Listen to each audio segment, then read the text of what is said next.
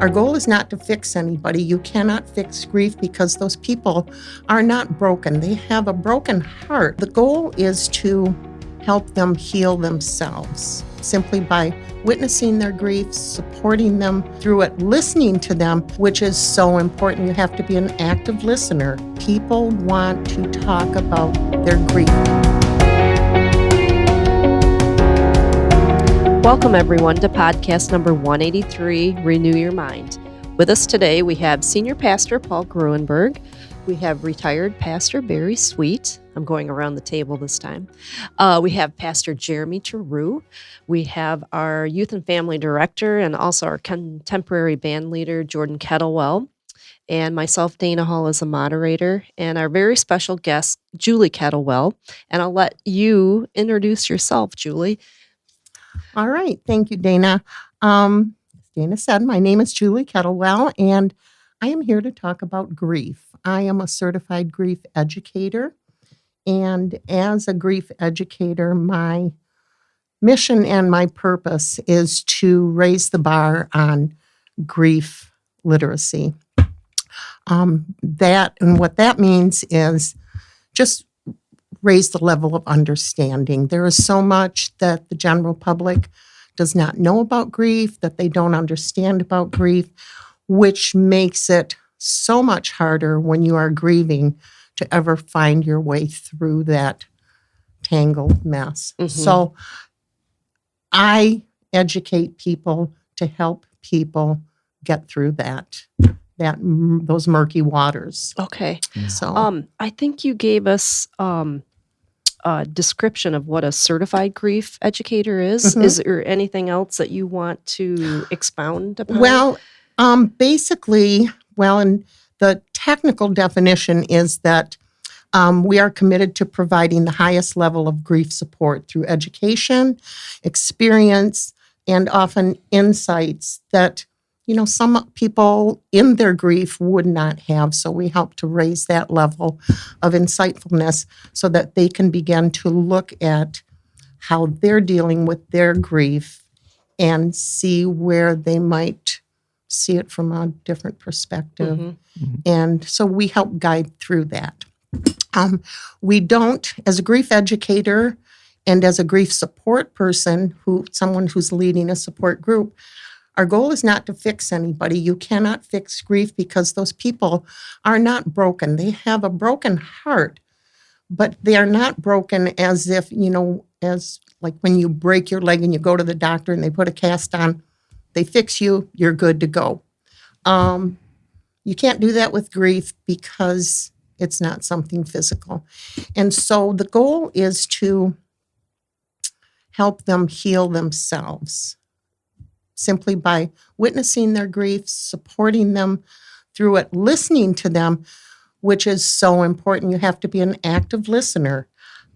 People want to talk about their grief because in the whole world of grief, their own grief is the only grief they see.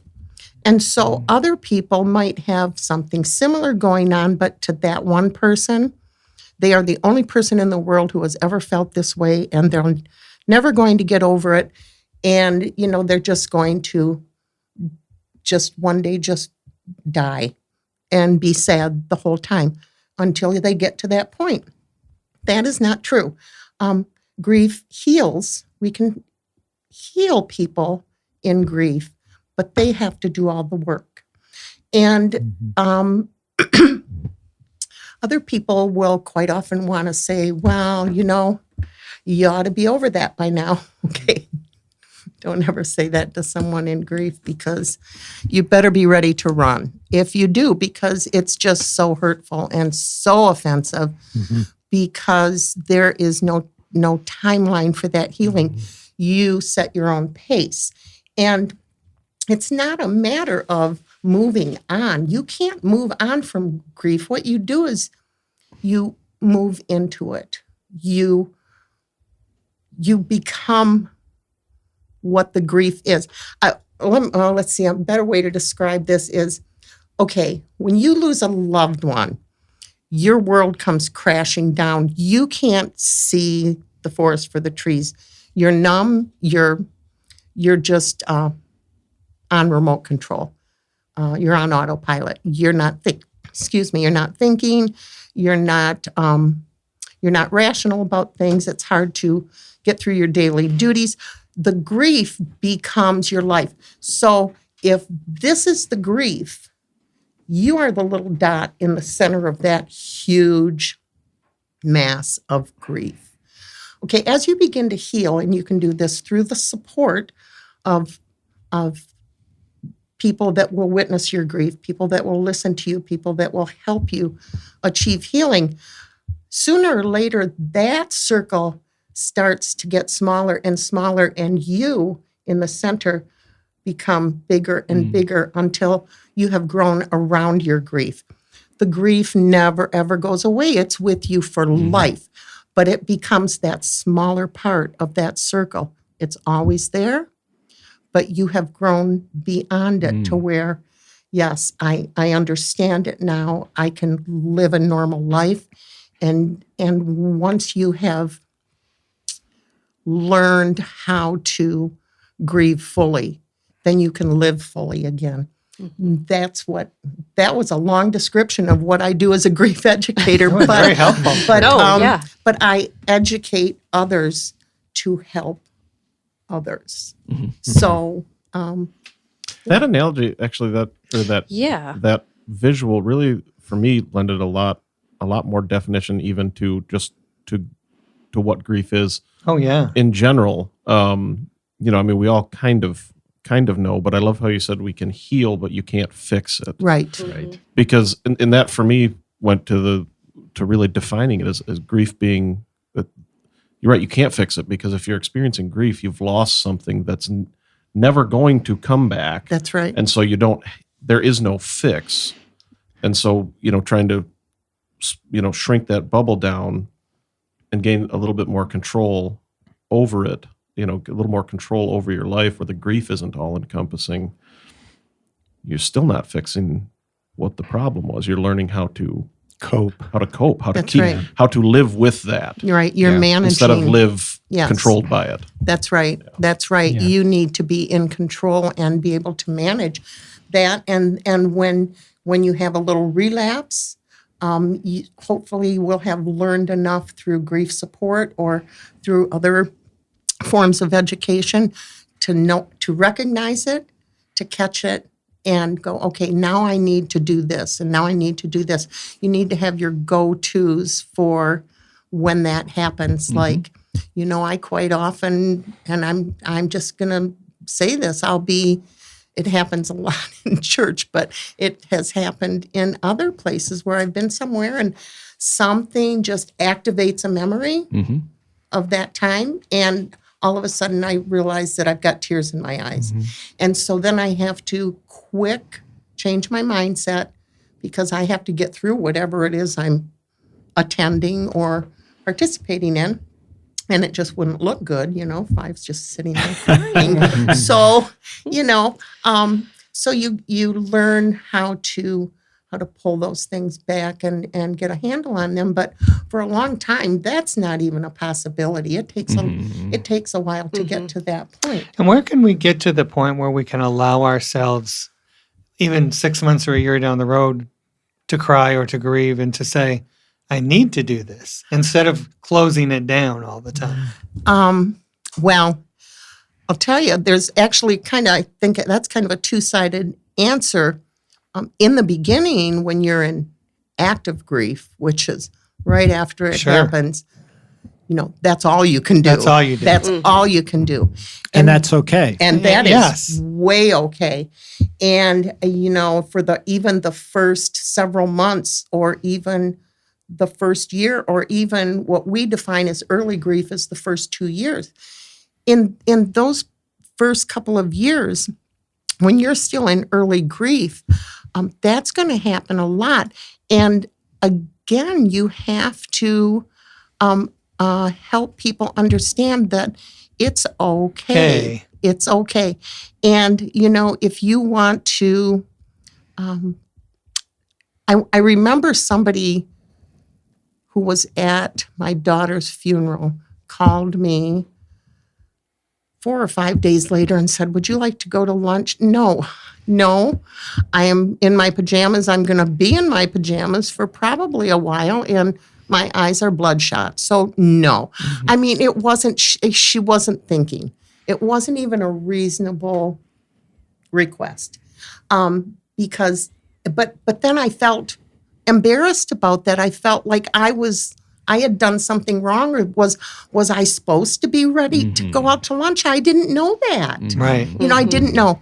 And so, but then I came to realize after a period of time that, I'm having a hard time today, and I'm not getting dressed, and I'm just going to sit in my chair with my book or watch TV. Giving yourself permission. I'm just going to give myself permission to do it, and it's okay. And nobody can tell me it's not okay.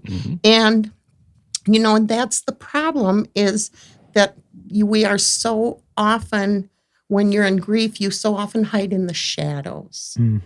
And because you think, well, nobody really understands anyway, and you've got this thing in the back of your mind going, I should be better by now, because so-and-so, was, 2 weeks after that loss, they were out setting up a nonprofit to do that, and I'm sitting in the chair in my bathrobe. So, you start comparing yourself to others and thinking you're not good enough, and you start feeling that little bit of something's wrong with you. Something's And wrong then with you're me. also in isolation. And you're Yeah. that's right. That goes right into that. And so now you have no outside contact other than the people that live in your house. And even then, there's not a lot of talk going on, because everybody in the house It's hurting. is grieving. Yeah. So it is such a lonely time, and it's so hard. And it took me forever to actually reach out and talk to somebody, because of the stigma and the shame. And you don't want to feel like, you already feel like it's just you. Everybody else is walking around and the world is spinning, and you're just sitting because you're just in a state of inertia. You can't move. And I think this came up in Jesse's first podcast, in the mental health podcast, and Pastor Paul mentioned that quite often the first place people go is to their pastor before they'll go to a mental health professional or anyone else. And that is very true. And that's exactly what I did, because I thought, well, if I can trust anybody, I know I can trust my pastor. And whereas I had a really bad experience decades ago with a mental health professional, and it made me a little mistrustful. Sure. I know now that there's so many good ones out there. I got a bad one. First time out. So, and so that has changed my whole perception on that as well. But that is true, that a lot of people go to their pastor first, and so that kind of puts a lot of pressure on the pastors too. Well, on that note, Well, let me ask a question, because this is important. What do you wish you would have known that might have helped you work through your grief? What do you wish somebody might have done to help you through your grief? What are those things that would have helped you, I don't want to say grieve better. I don't know if that's even a proper way to say it. More effectively Grieve. Yeah. Again, I could give you 50 answers to that question, but I think for me personally, I think what happened initially needed to happen. I'm very much a loner by choice. I don't need to have a lot of people around me. I don't need to always be going out to social things or getting in touch with people or talking on the phone. I'm just kind of a loner. And so when that happened, it's like my normal personality just went to an extreme, Mm-hmm. and I Sure. closed myself off So what do you wish to would have happened? everything. That is so hard to say because all I could think about then was I just wish the world would go away and leave me alone. But when I finally started to think a little more clearly, I thought what I really needed was for our family to talk as a family, but we weren't able to do that yet. And that took a long time because everybody was experiencing the grief differently, and we weren't able to help each other because we didn't know what was going inside of us individually. And so it would have been nice if somebody had just come and just sat there with me. You sit over there, I'll sit over here. How about we just watch cartoons today? Would that be all right with you? Because everything else just seems too scary and heavy. That's what I wish. Yeah. Just I the had sitting had. with Just someone. somebody Presence. to just Someone's sit presence. Yeah. Yeah. Don't talk. Yep. Just let's watch Bugs Bunny. I know that sounds ridiculous, Not but at all. it's that's kind of Yeah. Well, I think it's a really good point because as people don't know how to deal with others suffering through grief, they don't know what to do, but just being there. right. Now, that might have been difficult because you wouldn't want me to come sit with you because at that time you didn't know me. Right. It has to be somebody That you're and comfortable trust. with. Yeah. Yeah, because you don't know if halfway through, the Looney Tunes Yeah. run that I'm just going to start crying because I don't know. Porky Pig fell off the bench. I don't know. I mean, I'm Right. using this ridiculous example, but it's not that far fetched because I still do that some mornings. I'll turn on this cartoon show because I'm not hearing about all the horrible things going on in the world. And every once in a while, an old cartoon will come up Yep. that Jordan and I used to crack up over, and I'll just sit there and watch it and laugh, and gets my day off to a good start. I mean, Right. I know it sounds weird, but It's not weird Not at at all. all. So, The Bugs Bunny hoedown yeah, with the Hatfields and McCoys. yes. Yeah. Every time I just laugh out loud because we would just hoot over that. And sometimes though, especially in in a grief time, I think those moments, you're right, are so important. And it's important to recognize too that you're talking about personal experience, and everybody grieves differently, Right. obviously. Right. But I think at the core, there's, especially in that beginning stage, something light, something that's just, it's not heavy. You don't have to think about it. It's not trying to fix the problem. Lighthearted. It's just not dark, because grief so often just feels like darkness. It is. Well, you're not alone That's right. in that.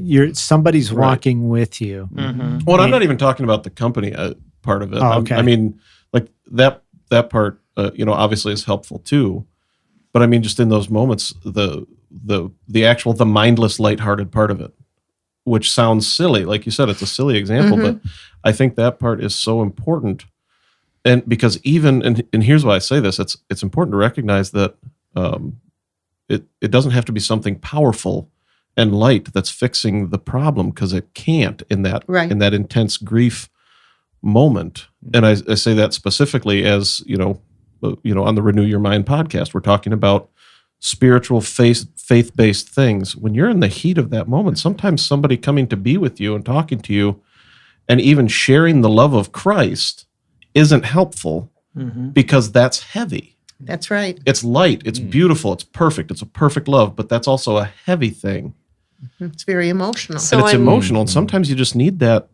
Like, I need to watch Bugs Bunny hit somebody with a 2x4. That's right. And But to take that one step further, sometimes if something makes you laugh, if someone makes you laugh, or a cartoon makes you laugh, or a sitcom makes you laugh, and you hear yourself laughing out loud, and you go, where did that come You from? remember that I you didn't can. know that I could Yeah. still do that. Yeah. And then you go from euphoria because, hallelujah, I can still laugh at the world.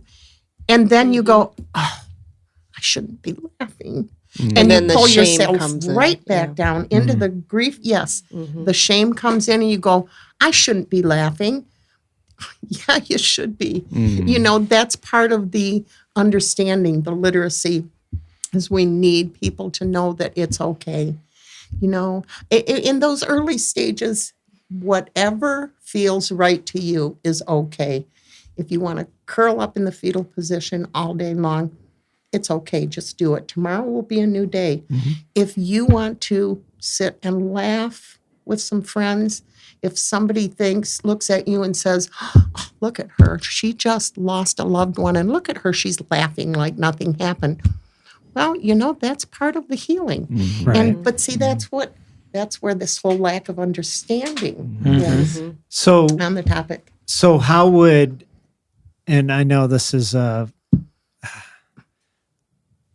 how would helping people know and understand grief before the loss of a loved one, how would that help them? How might that have helped you? Are you What- talking about anticipatory grief now? I'm just talking about the general public. If we understand grief better, how does that arm us for Oh, when we okay. experience So not a grief? specific death, because that would be the anticipatory. But yes, in general, I think that the more we get this education out there, it will help us to know how to approach someone in grief, which everybody's really pretty illiterate on that. I mean, Well, it's a seriously, scary thing. it's very scary. And that's probably the hardest part of the education, is making it not so scary, because it's always going to be, grief is, you know, death is very intimidating, and talking about it is very scary. But it's like anything else. It's you know, if you slice your finger open and then it scabs over and it scars over, then it doesn't hurt if you spill salt in it anymore, because you've built up that tissue over it that protects you from it. And I noticed personally, the more I learned and the more I became educated on this topic, the easier it is for me to talk not just to you about it, but to talk to anybody about it at any time who asks me a question. But even one step further, it's enabled me to be better able to talk about my own, which was very hard for me, because I'm a very private person. I also wear my heart on my sleeve, so it doesn't take much to put me into a puddle. And so I don't like to do that, because that's embarrassing, and people think, wow, you know, what's wrong with her? Well, you know, a lot of things, but the grief is just ever present. But I've been better able to speak openly about it. And so I think that's really, does that answer your question? Can I add on that, actually? Because what I'm hearing you answer is, you know, Pastor Paul's asking, you know, if we arm ourselves ahead of time and that unforeseen grief incident happens, is that going to help? And what it still gravitates toward is it's helping you not knowing it now, but that's post grief incident. I think what you're saying is that can help, but also it seems like, to quote Mike Tyson, as you would naturally when you're talking about mental health and grief and in the spiritual realm. I mean, we know this guy's an expert. Yeah. To quote Mike Tyson, everyone has a plan until they get punched in the face. Yeah. So I think it's also fair to recognize that no matter how well equipped you are, when that really intense grief incident happens, And you can't prep for it. No, you can't. You really prep can't. For it, and you can't ward it off. I honestly don't even go down that road. I don't think you could prep for grief, but I think it gives us tools to help others Right. Yes. It does. get, or what did you say, That's to probably move right. into grief? Because I was scared to death. I wouldn't say anything because I was afraid I'd say the wrong thing or Yes. do the wrong thing. Yes. So now you've given us some tools. And I think sometimes people of faith that, you know, they believe in eternal life and that the person, if they're a follower of Jesus, are with Jesus, and that's supposed to make them feel good. And when someone's died, you feel awful, Yeah. you know, and how Yeah. come I'm not feeling joy for them? Right. And I'm feeling awful. Right. and they can't make sense of that. That's right. It's And it just takes time to right. make So sense then of you're that. fighting with yourself, and you're Yeah. having this battle. So I think on the next pod we should pick up with that and go back to what Yep. was the really hot topic in our first pod with you, which is what do we say, what do we don't say. Right. So I think let's Right. pick up Yeah. with that again in the next one. Let's give them a couple of things to say because we don't know what's going Well- to happen between one and the other. Okay. Well, Real quickly, one thing you can say is, I'm sorry for your loss. Just acknowledge it. Don't put anything else on it. One of the things that Julie has said before to me, I wish I had the right words. Just know I care. Mhm. Because those are true facts. You're not forcing anything into a person's life. You're just saying, I'm walking with you. I'm sorry. The third one, we'll leave it off with this one. I don't know how you feel because you don't. Don't ever say, I've lost so-and-so too. I know how you feel. Because as you said earlier, grief is so It individualized. is. Yeah. So personal. Yep. I don't know how you feel, but I'm here to help you any way I can. And just to leave it at that. That just shows that you care. And so I think if we leave off there and we pick it up at the next sounds time. good. Great. All right. Well, thanks everyone for listening. So make sure to listen to our next podcast so we can continue this conversation. We come to you from the Gaylord Methodist Church, and we would love to have you join us in person on Sundays. We have a traditional service at 9 a.m. and a contemporary at 10:45 a.m. Just a reminder, during Holy Week, we have several activities, and we just encourage you to go to our website, and we'll list them all out there. I'll have Thursday, Friday, and then Sunday services as well. So make sure to check those out, and you can contact us at 989-732-5380. We're located at 215 South Center Street in Gaylord, Michigan, and we just really appreciate you listening. Thanks for being our guest, Julie. Thank you very much for inviting me.